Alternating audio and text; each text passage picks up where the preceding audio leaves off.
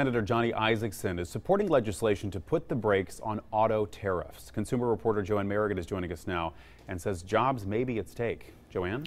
Ben, Isakson says the automotive industry has seen tremendous growth in Georgia in the last 20 years. Now he's concerned about what tariffs on imported cars, trucks, and auto parts would mean for the state.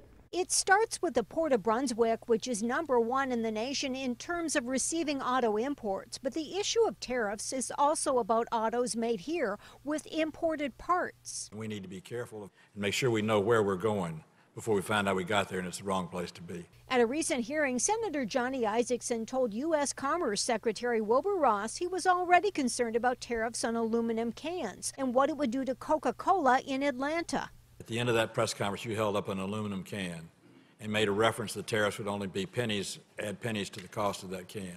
That pennies a can is a pennies times a billion. Magnify that in terms of the auto industry. Isakson supports a bill that would study the effects of tariffs before any could be imposed. That study would include the number of component parts that are imported and the effect that an increase in automotive manufacturing costs would have on the number of jobs in Georgia and the U.S. Isakson says tariffs could force businesses into tough choices that may be unnecessary.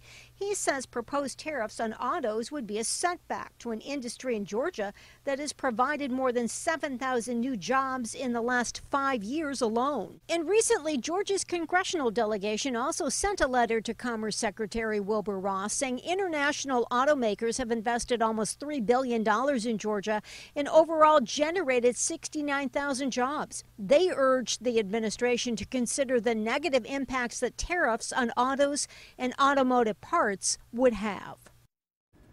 Isakson and Senator David Perdue both signed that letter to Ross, but Perdue has not said if he would support the legislation that Isakson is now approving. There is no word on when that bill would be considered. Isakson, though, meanwhile, says he wants the U.S. to deal with China, but he also wants a good strategy to reach our trade goals. Joanne Merrigan, WSAV News 3.